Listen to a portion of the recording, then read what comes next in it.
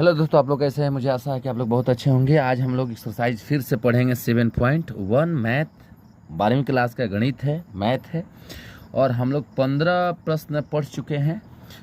अब 16वां प्रश्न हम लोग को पढ़ना है दोस्तों। 16वां प्रश्न पढ़ना है और 16वां प्रश्न में हम लोग को हल करना है और बनाना है समाकलन। क्या बनाना है? समाकलन। समाकलन या इंटीग्रल हम लिखेंगे 2x - 3 cos x plus e के पावर x, इसको घेर लेंगे और dx x के सापेक्ष लिख लेंगे।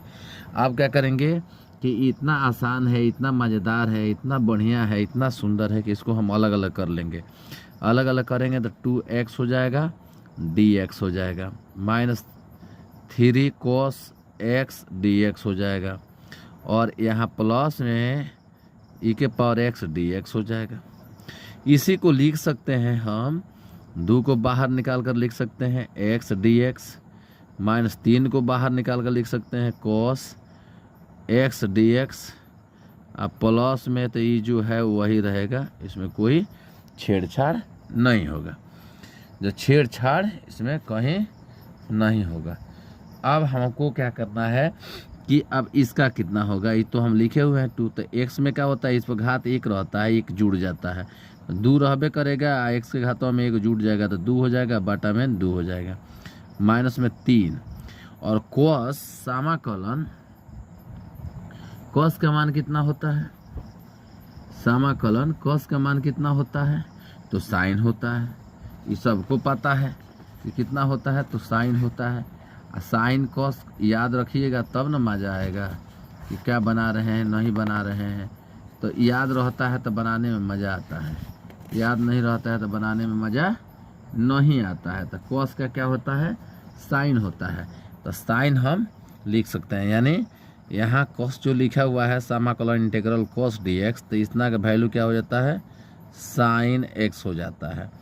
अब प्लस जो यहाँ लिखा हुआ है इंटीग्रल e के पावर x, इसका सेम का सेम हो जाता है, इसमें कोई परिवर्तन नहीं होता, इससे कैंसिल हो जाएगा। तो हमारा कितना बच जाएगा? x² बच जाएगा, -3 साइन x प्लस e के पावर x प्लस c। तब ये आंसर क्या हुआ? लाजवाब हो गया, मज़ा आ गया आंसर में। कब? जब बन गया तब, बन गया तब। अब हम लोग पढ़ेंगे प्रश्न संख्या 16। किसका? इसका एक्सरसाइज किसका है? तो 7.1 का है, 7.1 का है। तो इसमें हमारा जो 17 नंबर प्रश्न है, तो 17 नंबर में इंटीग्रल दिया हुआ है 2x² - 3 sign x plus 5√x, ठीक है, और dx। तो इसको अलग अलग करेंगे तो 2 बाहर करके x² dx कर सकते हैं, ठीक है, -3 बाहर करके साइन x dx कर देंगे, प्लस 5 को बाहर करके और √x लिख लेंगे, dx कर लेंगे, ठीक। अब क्या होता है कि हमारा मान निकलेगा इसका, तो मान निकलेगा 2, तो यहाँ x के पावर 2 + 1 बार बार बोल रहे हैं कि घात में जुड़ जाएगा। और इसका होता है माइनस में कॉस, कितना होता है? तो माइनस में कॉस होता है। किसका माइनस में कॉस होता है? तो साइन का माइनस में कॉस होता है, साइन का माइनस में कॉस होता है। तो हम लिखेंगे यहाँ माइनस में 3 हैले है और यहाँ माइनस में लिख लेंगे cos x प्लस 5 हो गया।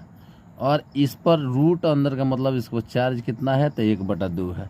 तो यहाँ कितना होगा? x के पावर 1/2 और प्लस में 1/2 प्लस में 1 प्लस c, ठीक है।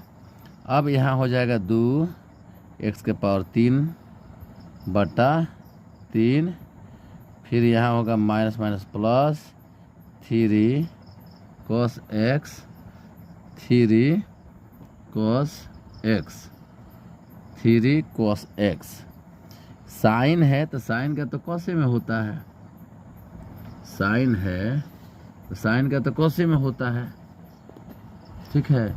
तो यहाँ साइन है तो साइन का कॉस में होता है, ठीक है, साइन के किस में होता है तो कॉस में होता है। तो हम लोग जो लिखे हैं ये तो 16 नंबर बनाए हैं, 17 नंबर है, 17 नंबर क्वेश्चन है। 17 नंबर में हमारा क्या हो जाता है, कॉस हो जाता है, क्या होता है, कॉस हो जाता है किसमें, 17 नंबर में।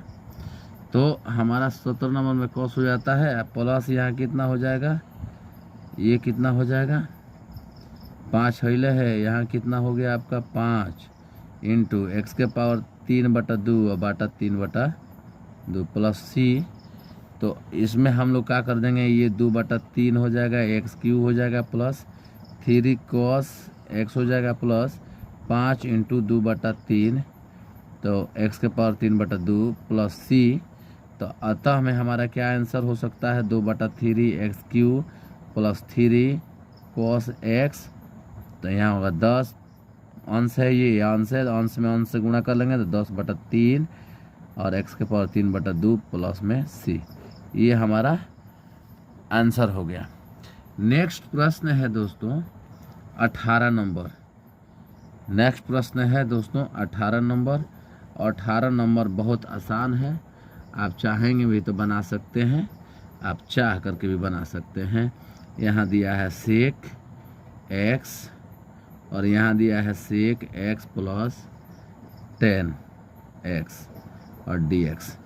तो इसको बनाने के लिए हमें क्या करना पड़ेगा, सब गुणा करना पड़ेगा। गुणा कर लेते हैं, sec x into sec x और यहाँ हो जाएगा सेक एक्स इंटू 10x, ठीक है। उसके बाद यहाँ लिखेंगे इंटेग्रल में sec square x dx plus integral sec x 10x dx, ठीक है। ये लिखेंगे और लिख करके अब हम क्या करेंगे, मान रखेंगे। तो जो आपका सेक स्क्वायर होता है इतना का मान क्या होता है, 10x होता है, ओनली फॉर 10x। और सेक इंटू 10, सेक इंटू 10, सेक इंटू 10, सेक इंटू 10 का होता है, क्या होता है, तो केवल सेक होता है प्लस कांस्टेंट। ये आपका आंसर हो गया। आप चाहें तो आंसर मिला सकते हैं, ये आपका आंसर हो गया, ठीक है। अब हमको बनाना है 18 हो गया और 19 बनाना है। 19 नंबर बनाना है, 18 बना दिए तो 19 तो बना ही सकते हैं।